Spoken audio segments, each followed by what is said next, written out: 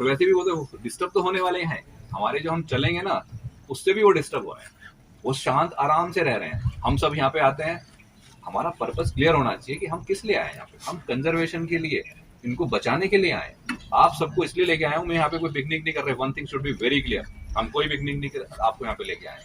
हम यहाँ पे आपको कुछ सिखाने के लिए आए, आपके कुछ समझ में, पीछे तक आ रही है आवाज? ठीक है, हम ये आपको सिखाना चाहते हैं कि कैसे आप वाइल्ड लाइफ को, एनवायरनमेंट को कैसे आपके आपके साइड से आप कैसे उसको बचा सकते हैं, आपका क्या रोल है उसके अंदर, कैसे हम उसमें कुछ अच्छा कर सकते हैं। ठीक है ना, क्योंकि अभी तक हम सब छीनने में लगे हुए हैं। हमें ये मिलना चाहिए, हमें वो मिलना चाहिए, हम यहाँ पे आए तो हमें अच्छा सा दिखना चाहिए, हमें बर्ड भी दिखनी चाहिए, हमें टाइगर भी दिखना चाहिए, हमें लेपर्ड भी दिखना चाहिए। नथिंग, आपको कुछ भी दिखने वाला नहीं है। हम जंगल में जब जाते हैं ना, one thing should be very clear कि आपको कुछ जंगल में बहुत बड़ी चीज दिखने वाली नहीं है, क्योंकि जहाँ पे इतनी सारी पॉपुलेशन, इतने सारे लोग पहुंचते हैं थम थम थम करते हुए वहां पे चलते हुए, तो सारे जानवर जितने भी हैं ज्यादातर तो नॉकटर्नल है। देखिए आप, चाहे आप टाइगर की बात करें, चाहे लेपर्ड की बात करें, स्लोथ बियर की बात करें, है ना, और भी जितने एनिमल्स है, चाहे हाइना है, फॉक्स है, जैकॉल है, सब नॉकटर्नल है। नॉकटर्नल समझते हैं ना, जो रात में निकलते हैं, डाउन पे निकलते हैं, रात में 6 बजे 7 बजे निकलना होता है और सुबह 5 बजे वापस जाके अपनी अपनी केव्स में छुप जाते हैं जाके। और यदि वो घूम भी रहे हैं, हमें देख के, हमें ह्यूमन बीइंग उनको बिल्कुल पसंद नहीं है। हमारी बात हो गई हमसे, हमने पूछ लिया उनसे, वो बिल्कुल साफ उन्होंने बता दिया है वाइल्ड लाइफ ने कि हमें ह्यूमन बीइंग आप लोग बिल्कुल पसंद नहीं है। स्मेल, चेहरा, क्योंकि हम न्यूसेंस क्रिएट करते हैं। आप देख रहे हैं ना इस बात को, तो कितना न्यूसेंस। आपने कोरोना टाइम भी देखा है, जिस टाइम में पूरा पूरा कोरोना में साइलेंट था तब, तो कितना वाइल्ड लाइफ ऊपर लेके आई, एनवायरमेंट में कितनी क्लीनलीनेस थी।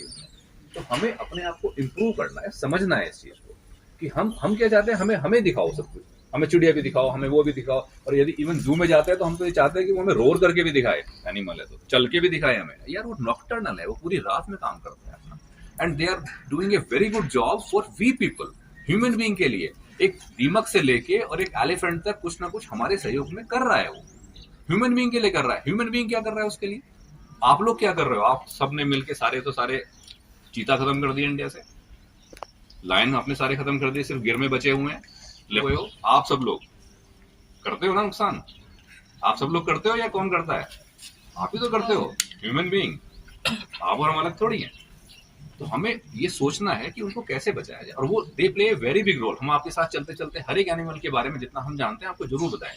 एक चींटी क्या रोल प्ले करती है हमारे लिए, एक टर्माइट क्या रोल प्ले करती है ह्यूमन बीइंग के लिए, एक वल्चर हमारे लिए क्या काम करता है, करोड़ों रुपए का काम करता है, एक आउल हमारे लिए क्या काम करता है, 8-10 करोड़ रुपए का काम तो एक आउल करके चला जाता है हमारे लिए। कभी सोचा आपने? आउल है यार, उल्लू है, उल्लू मजाक करते रहते हैं कि ये तो किसी को भी बोल देते हैं, पर वो they are playing very good role, हमारे लिए करता है। उसकी वैल्यू यदि हम इकोनॉमिक वैल्यू में देखें, हमारे तो इकोनॉमिक समझ में आती है, कितने पैसे का काम किया हमने, कितने कमाए। हम हर चीज को आज ह्यूमन बीइंग जो है वो पैसे से करता है। तो पैसे यदि कर ही रहे हो ना, तो ह्यूमन बीइंग का, एनिमल्स का भी कर लो। एनिमल्स का हर एक की कॉस्ट निकालोगे तो कोई भी 2-3 करोड़ से कम में नहीं है। एक की बात कर रहा हूँ मैं, एक आउल की बात कर रहा हूँ, एक वल्चर की बात कर रहा हूँ। तो इन चीजों को समझो। हम हमारे साथ आए हो तो मैं बिल्कुल आपको समझाने की कोशिश करूंगा कि कैसे ये जो है इतने एनिमल्स हैं कैसे अपना अपना रोल प्ले करते हैं।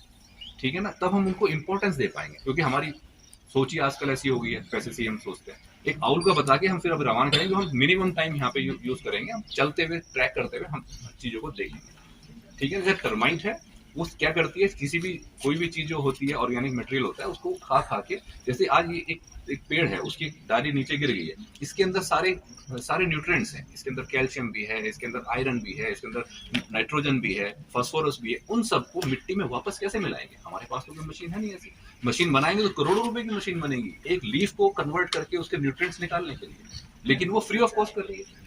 एक कॉलोनी के अंदर जो एक टर्माइट की कॉलोनी होती है, लगभग 10 मिलियन, मतलब 1 लाख से 10 लाख और 1 करोड़ तक उसके अंदर एनिमल्स होते हैं, वो अंदर रहते हैं। मतलब ऊपर से दिखता है बाम्बी, उसके 4 गुना तो अंदर होता है उसका। अभी कोई मिल जाएगी तो बाम्बी दिखाएंगे, उसका स्ट्रक्चर बताएंगे, उसके अंदर कैसे कैसे वो रहते हैं। तो they are playing a very good role.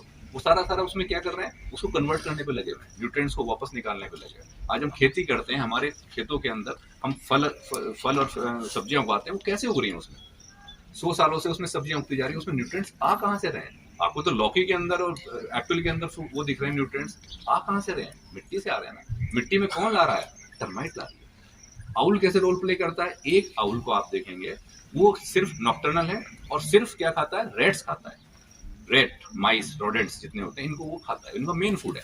किसी भी रोडेंट, किसी भी आप आउल की डेथ हो जाती है तो उसका पेट काट के देखेंगे तो एक या दो उसके अंदर रेट जरूर मिलेंगे। रेट हमारे लिए कितने ज्यादा प्रॉब्लमेटिक है। एक रेट अपनी लाइफ, आपने अपने घर में भी देखा होगा, प्रॉब्लमेटिक है। वो कुछ तो खाई जाता है, अनाज खाता है, गेहूं खा जाता है। जितने फूड कॉर्पोरेशन वाले उनसे आप यदि पूछेंगे तो उनके लिए सबसे बड़ी प्रॉब्लम है कि यार इनको कैसे कंट्रोल करें, कंट्रोल नहीं होते हैं। ठीक है, उसके बाद वो डिजीजेज भी बहुत फैलाते हैं, प्लेग वगैरह जो फैलती है उनसे डिजीज भी बहुत फैलती है। अब ये आउल क्या कर रहा है, डेली का 1, 2, 3 कम से कम खा लेता है रेट। अब एक रेट की मैं छोटी सी कैलकुलेशन बताता हूँ जिससे आपको ये समझ में आए कि पैसे कैसे उससे अर्न होते हैं, मतलब वो पैसे कैसे हमें कमा के दे रहा है। एक यदि रेट को, फैमिली को, एक मेल फीमेल को आप फ्री छोड़ दो तो एक साल में उनके 880 हो जाते हैं। वो एक बार में 6 से 8 बच्चे देता है और साल भर में 6 बार ब्रीडिंग करता है। एक के बच्चे हुए 3.5 महीने में वो मैच्योर हो जाते हैं, फिर उसके बच्चे, तो उसके बच्चे, फिर उसके बच्चे। यदि आप इसको कैलकुलेट करोगे तो एक साल में एक कपल से, 2 मेल फीमेल से 880 हो गए एक से। अब आप ये मानो कि वो 1 से 880 जो हुए हैं और एक रैट 1 रुपए का भी खाता है, 1 रुपए का अनाज खा लेता है यदि वो, तो कितने 880 रुपए का तो हो गया उसका काम।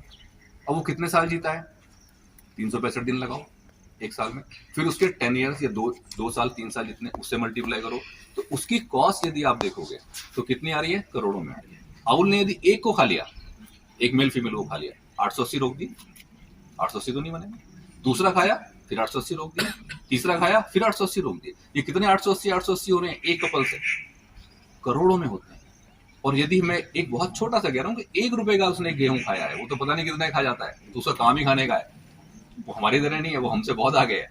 ऐसे ही आप वल्चर का बात करेंगे, मतलब हर एक एनिमल का अपना अपना रोल है। हम आपको वाइल्ड बोर का, एंट का, डियर का, बंदर का, सबका अपना अपना एक रोल है, सब अपना रोल प्ले कर रहे हैं। वाइल्ड बोर का सब अपना रोल प्ले कर रहे हैं और सब हम यदि देखें ध्यान से तो वो नेचर में हेल्प कर रहे हैं, डायरेक्टली इनडायरेक्टली हमें बेनिफिट पहुंचा रहे हैं।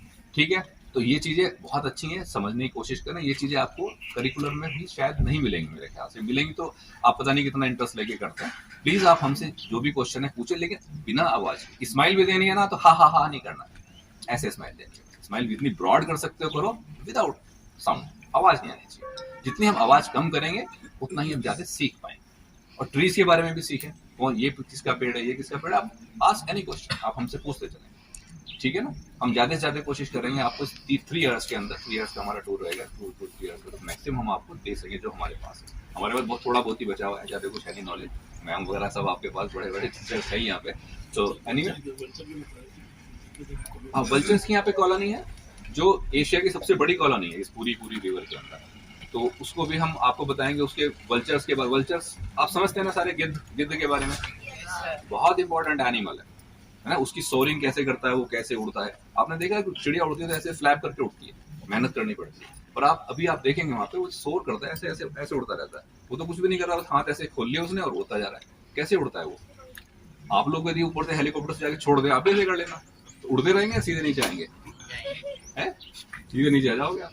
तो वो कैसे करता है भाई, वो भी तो पंख तो है, मेरे भी पंख लगा दो, मैं ऐसे कर लूंगा, मैं गिरूं, ऐसे थोड़ी मैं ऐसे फ्लाइट करता रहूंगा बस। क्योंकि उनको पता है थर्मल्स क्या होते हैं। एयर जब थोड़ी सी धूप पड़ती है तो एयर हमारी हल्की होती है और एयर ऊपर उठती जाती है, उनको थर्मल्स बोलते हैं। तो वो एयर जब ऊपर उठ रही है वो उनको पहचान लेते हैं और उन थर्मल से ऊपर अपना मूवमेंट करते हैं। तो आप देखेंगे, ध्यान से आप कभी बैठ के देखेंगे ना, तो वल्चर या बहुत सारी और भी बर्ड्स हैं जो सोरिंग करती हैं, वो ऐसे करते करते करते करते वो 50 फीट ऊपर चली जाती है, 10 मंजिल 20 मंजिल ऊपर चली जाएगी, वो कुछ भी नहीं कर रही है, हाथ हिला ही नहीं रही है, ऐसे ऐसे वो थर्मल से ऊपर आती जा रही है, जो एयर ऊपर उठ रही है उसके ऊपर आती जाती है और वो एयर के साथ साथ ऊपर उठते चले जाते हैं। सोरिंग बोलते हैं इसको। अलग अलग तरह की होती है, एक तो मतलब फ्लैपिंग होती है जो ऐसे ऐसे करके बर्ड उठती है, एक ग्लाइडिंग होती है, वो ग्लाइड करती है वैसे ऐसे ऊपर से, यहाँ से उड़ेगी वहां जाके ग्लाइड करके वहां बैठ जाएगी, कुछ नहीं किया उसने, हाथ पैर नहीं लाया। एक सोरिंग होती है, सोरिंग सबसे इंटरेस्टिंग है, मैजेस्टिक है बिल्कुल, ऐसे ऐसे करके जब उड़ेगी तो आपको बड़ा अच्छा लगेगा। और फ्लैपिंग तो आप सब देखते हैं, जो भी चिड़िया उड़ के जा रही है फ्लैप करते जाती है।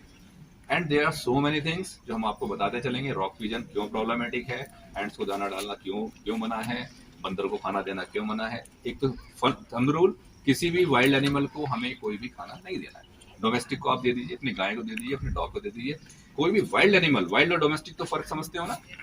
ऐसा नहीं कि आप किसी वाइल्ड को पकड़े घर में ले आए, बांध लिया उसको कि साहब ये डोमेस्टिक हो गया, जैसे कि आप पैरट को, जो मतलब पैराकीट जो होता है, उसको रख लेते हैं, वो अलाउड नहीं है बिल्कुल। ये आपको टॉर्टोइस घर में पाल लेते हैं, बिल्कुल गलत है। शेड्यूल्ड एनिमल है, उनको नहीं रखना है। आप उनके साथ टॉर्चर कर रहे हो आप उनको। हम कहते हैं नहीं, हम तो इतना ध्यान रखते हैं, हम पहले खाना उसको देते हैं फिर हम खाना खाते हैं, हम तो फैमिली का मेंबर बना रखा है हमने उसको। कोई फैमिली का मेंबर नहीं बना, वो दिन रात गाली दे रहा है आपको।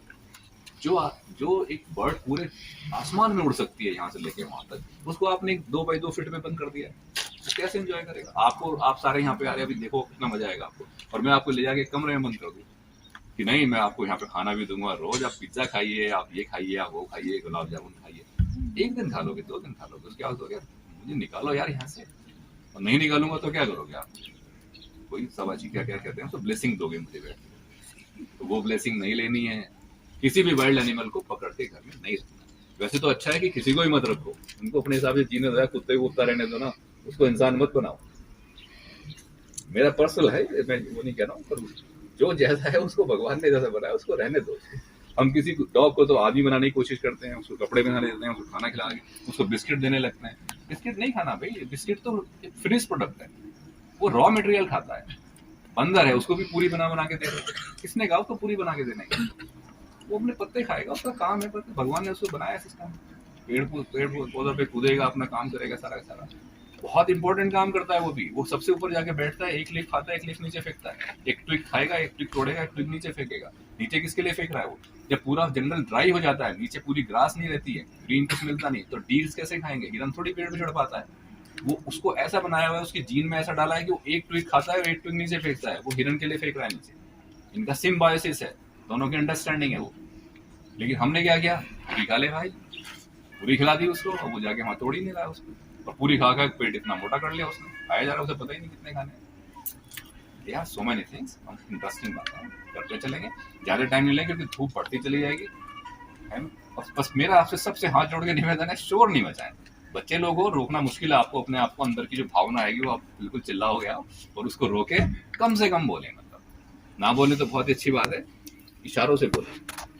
ठीक है, आज आपका मौन व्रत मान लो कि आज आपका मौन व्रत है, ठीक है। हम मौन व्रत रखते हैं 4-4, 5-5 दिन का, आर्ट ऑफ लिविंग के अंदर, और भी कई संस्थाएं हैं उसमें, तो उसमें हम इशारों से बात करोगे 4 दिन, 24 आवर्स से। कोई बात नहीं, हम बोलेंगे नहीं, मुझसे कुछ पूछना भी है तो लिख के पूछते हैं, पर इतना नहीं करें तो कम से कम मिनिमम पे आ जाएगा, ठीक है। बस ऐसे करना है, हाँ नहीं करना है, ठीक है मैम। अभी एक बार ट्राई कर लेते हैं। मेरा यहाँ परिचय आपको सबसे है, ये जयदी साहब हैं, बहुत इंटेलिजेंट, बहुत नॉलेजेबल, मतलब रिसोर्स पर्सन है हमारे लिए। हम इन्हीं से सीखा है हमने बहुत सारी चीजें। यहाँ पे रविंद्र सिंह तोमर साहब है, बर्ड वॉचिंग, हम इनसे ही सीखे, हमें भी बर्ड का कुछ नहीं आता था।